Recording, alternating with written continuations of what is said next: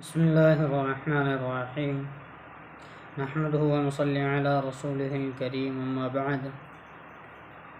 محترم ناظرین کرام، حضور اکرم صلی اللہ علیہ وسلم کے زمانے کے اندر صحابہ کرام رضوان اللہ تعالی علیہم اجمعین کو جب کفار اور مشرکین کی طرف سے ہر جانب سے ان کے اوپر جب مصیبتوں کے پہاڑ توڑے جانے لگے اور وہ لوگ جو ہیں وہ دین کے خاطر ہر قربانی ہر تکلیف کو برداشت کرتے رہے، اسی اعتبار سے مسلمانوں کو اور ان کے سردار فخر دو عالم صلی اللہ علیہ وسلم کو جب کفار و مشرکین سے تکالیف پہنچتی رہی اور آئے دن ان میں بجائے کمی کے اضافہ ہی ہوتا رہا، یعنی مسلمانوں کو جو ہے وہ اتنی تکلیفیں پہنچائی جاتی تھی کہ کمی کے بجائے ان میں ہر روز اضافہ ہوتا چلا جاتا تھا۔ تو حضور اکرم صلی اللہ علیہ وسلم نے صحابہ کرام رضی اللہ عنہم اجمعین کو اجازت فرما دی کہ یہاں سے کسی دوسری جگہ چلے جائیں، یعنی ہجرت کر لیں، یہاں سے مکہ سے جو ہے وہ ہجرت کر لیں، کسی دوسری جگہ چلے جائیں۔ تو بہت سے حضرات نے جو ہے اس وقت حبشہ کی ہجرت فرمائی، اور حبشہ کے بادشاہ اگرچہ نصرانی تھے اور اس وقت تک مسلمان نہ ہوئے تھے، مگر ان کے رحم اور منصف مزاج ہونے کی شہرت تھی، چنانچہ نبوت کے 5ویں برس رجب کے مہینے میں پہلی جماعت کے 11-12 مرد اور 4 یا 5 عورتوں نے حبشہ کی طرف ہجرت کی، یعنی مکہ سے حبشہ کی طرف ان لوگوں نے ہجرت کی، صرف کس بنیاد پر کہ جو ہے مکہ والوں کے کفار و مشرکین کی تکالیف روز مرہ اضافہ ہوتا چلا جا رہا تھا، اس لیے انہوں نے مکہ سے حبشہ کی طرف ہجرت کی۔ مکہ والوں نے ان کا پیچھا کیا، یعنی یہاں تک بھی وہ محدود نہ رہے، تو ان لوگوں نے صحابہ کرام کا پیچھا کیا، یہ نہ جا سکیں، مگر یہ لوگ ہاتھ نہ آئے۔ وہاں پہنچ کر ان کو یہ خبر ملی کہ مکہ والے سب مسلمان ہو گئے، جھوٹی خبر تھی جو کہ جس کی کوئی قدر و قیمت نہیں تھی، ایک جھوٹی افواہ کسی نے پھیلائی تھی، اور اسلام کو غلبہ ہو گیا ہے۔ اس خبر سے یہ حضرات بہت خوش ہوئے اور اپنے وطن واپس چلے آئے، یعنی مکہ مکرمہ واپس یہ حضرات تشریف لے آئے ایک جھوٹی خبر کی بنیاد پر۔ لیکن مکہ مکرمہ کے قریب پہنچ کر ان حضرات کو یہ خبر پہنچی، یہ معلوم ہوا، یہ خبر ان کے پاس آئی کہ یہ جو بات آپ تک پہنچی ہے یہ خبر جو ہے وہ غلط ہے، اور مکہ والے اسی طرح بلکہ اس سے بھی زیادہ دشمنی اور تکلیفیں پہنچانے میں مصروف ہیں۔ تو بڑے وقت دقت ہوئی ان لوگوں کو کہ اس سمے کے اندر ان حضرات کو جو ہے بڑی دقت اور بڑی تکلیف ہوئی۔ تو بعض حضرات وہیں سے واپس چلے گئے، یعنی پہنچے بھی نہیں تھے مکہ، وہیں سے واپس تشریف لے گئے، کہاں پر جو ہے وہاں حبشہ واپس تشریف لے گئے، اور بعض کسی کی پناہ لے کر کے مکہ مکرمہ میں داخل ہوئے۔ یہ حبشہ کی پہلی جو ہجرت کہلاتی ہے وہ یہ ہجرت تھی حبشہ کی، اور اس کے بعد ایک بڑی جماعت نے جو 83 مرد اور 18 عورتیں بتائی جاتی ہیں متفرق طور پر ہجرت کی، اور یہ حبشہ کی دوسری ہجرت کہلاتی ہے۔ کون سی ہجرت کہلاتی ہے؟ یہ دوسری ہجرت کہلاتی، کیونکہ پہلی جو ہجرت کی تھی اس میں کسی غلط فہمی کی بنیاد پر واپس آ گئے تھے، لیکن یہ جو ہجرت کی یہ دوسری مرتبہ ہجرت حبشہ کی تھی۔ بعض صحابہ نے 2 ہجرتیں کی، بعض نے ایک۔ کفار نے جب یہ دیکھا کہ لوگ حبشہ میں چین کی زندگی بسر کرنے لگے تو ان کو اور ان کے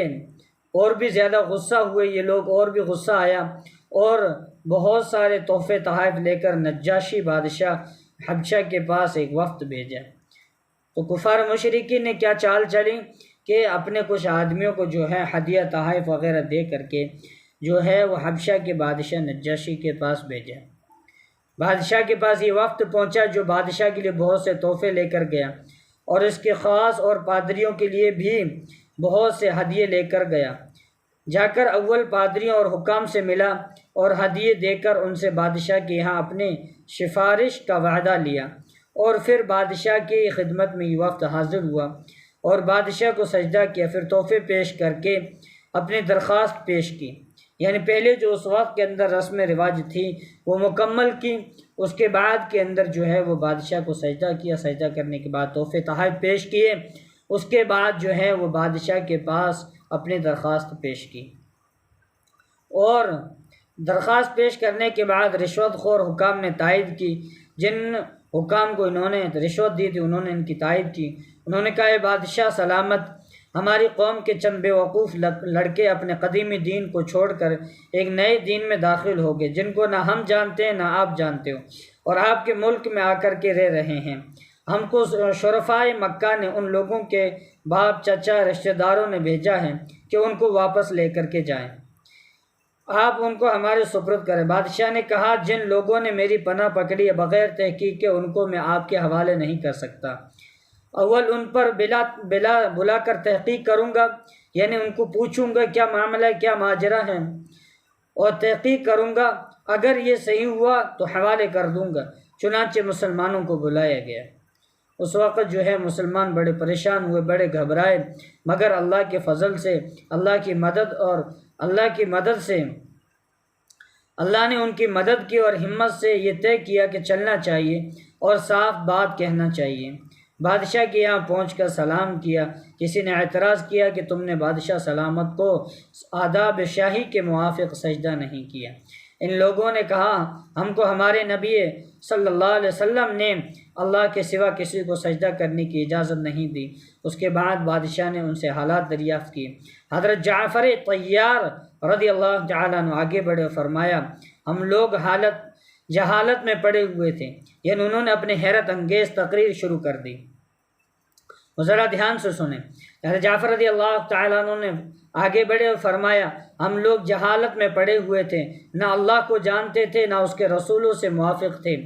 پتھروں کو پوجتے تھے، مردار کھاتے تھے، برے کام کرتے تھے، رشتوں ناتوں کو توڑتے تھے۔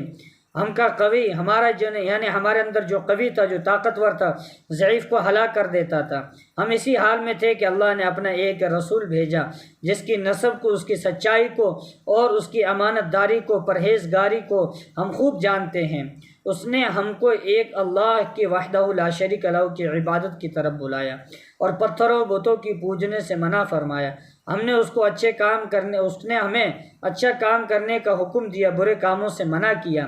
اس نے ہم کو سچ بولنے کا حکم دیا، یعنی اللہ کے نبی کی جو صفات ہے وہ حضرت جعفر رضی اللہ عنہ بیان فرما رہے ہیں۔ امانت داری کا حکم دیا، صلہ رحمی کا حکم کیا، پڑوسی کے ساتھ اچھا برتاؤ کرنے کا حکم دیا، نماز، روزہ، صدقہ، خیرات کا حکم دیا، اچھے اخلاق کی تعلیم دی، زناکاری، بدکاری، جھوٹ بولنا، یتیم کا مال کھانا، کسی پر تہمت لگانا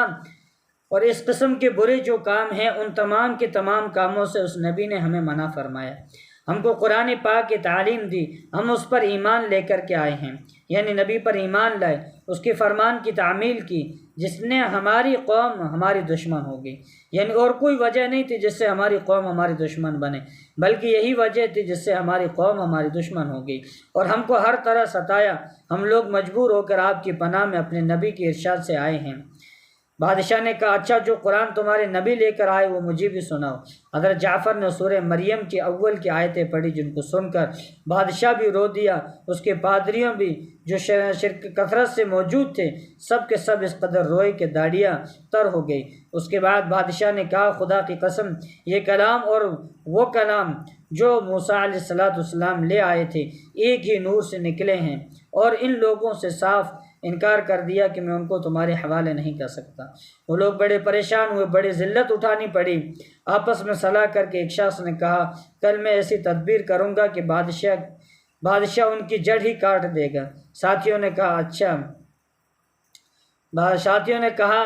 بھائی ایسا نہیں چاہیے، یہ لوگ اگرچہ مسلمان ہو گئے مگر پھر بھی رشتہ دار ہیں، مگر انہوں نے نہ مانا۔ دوسرے دن پھر بادشاہ کے پاس گئے، یعنی کفار مشرکین دوسرے دن صلاح مشورہ کر کے پھر بادشاہ کے پاس گئے اور بادشاہ کی خدمت میں حاضر ہو کر جا کر کہا یہ لوگ حضرت عیسیٰ علیہ السلام کی شان میں گستاخی کرتے، ان کو اللہ کا بیٹا نہیں مانتے۔ بادشاہ نے پھر مسلمانوں کو بلائے۔ صحابہ فرماتے ہیں کہ دوسرے دن بلانے سے ہمیں اور بھی زیادہ پریشان ہوئی۔ بہرحال بادشاہ نے پوچھا کہ تم حضرت عیسیٰ کے بارے میں کیا کہتے ہو؟ انہوں نے کہا وہی کہتے ہیں جو ہمارے نبی پر ان کی شان میں نازل ہوا، اور اللہ کے بندے ہیں، اس کے رسول ہیں، ان کی روح ہے اور ان کے کلمے ہیں، اس کے کلمے ہیں جس کو خدا نے کنواری اور پاک مریم کی طرف ڈالا۔ نجاشی نے کہا حضرت عیسیٰ علیہ السلام بھی اسی کے سوا کچھ نہیں فرماتے۔ پادری لوگ آپس میں چک چک کرنے لگے، یعنی آپس میں تو میں کرنے لگے۔ نجاشی نے کہا تم جو چاہو کہو۔ اس کے بعد نجاشی نے ان کے تحفے واپس کر دیے اور مسلمانوں سے کہا تم امن سے رہو، یعنی چین سکون سے رہو، جو تمہیں ستائے گا اس کو تعاون دینا پڑے گا، اور اس کا اعلان بھی کرا دیا جو شخص ان کو ستائے گا ان کو تعاون دینا پڑے گا۔